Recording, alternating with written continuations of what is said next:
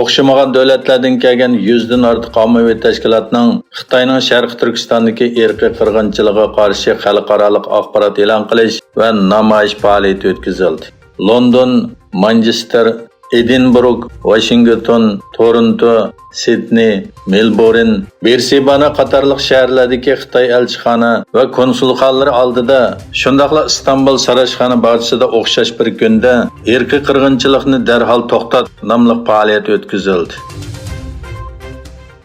Amerika Avam Palatasining boshlig'i Nancy Pelosi Tayvanga ziyoratga berishdan ilgari Xitoyda agar ziyorat elib berilsa, harbiy mudohalani o'z ichiga olgan qattiq inkaslarning bo'ladiganligi to'g'risida rasmiy bayonotlarning ko'payishi diqqatni tortdi.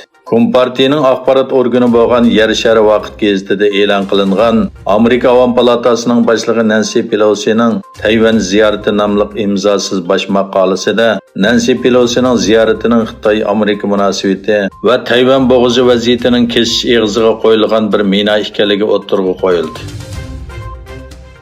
Kosovo Serbiya chegarasida jiddiylik yana bir qatim kuchaydi. Kosovo serblari davlatning shimolidagi Serbiya bilan bo'lgan chegara eg'izlarini taqib oldi. Kosovoda bo'lsa gudik ovozi anglandi.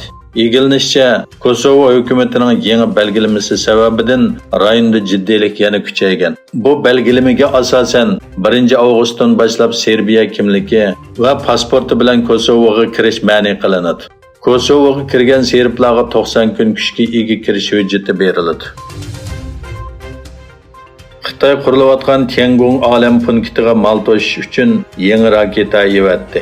Qo'yib berilgandan keyin raketaning bir qismi Tinch okeandagi Filippinga tava Palvan orolining sharqiga tushib ketgan. Amerika olam qatnashi idorasi NASA raketaning yer shariga tizginsiz qo'yib berilishiga qarshi turdi. 2020-yili Xitoy qo'yib bergan bir raketa Pilchishi qirg'og'idagi o'ltiraq rayoniga tushib ketgan bo'lib, bir qism qurilishlar buzilgan. Rossiya dengiz armiyasi kuni munosabati bilan Sankt-Peterburgda harbiy parad o'tkazildi.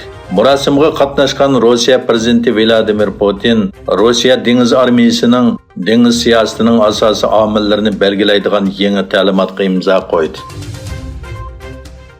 Qirg'izistonda rasmiy ziyoratda bo'layotgan Xitoy davlat komissari va davlat ishlar ministri Wang Yi shanba kuni o'tkazilgan muxbirlarni kutib olish yig'inida Xitoy bilan Qirg'iziston o'rtaq kelgusi bor jamiyat barpo qilishga qo'shildi dedi.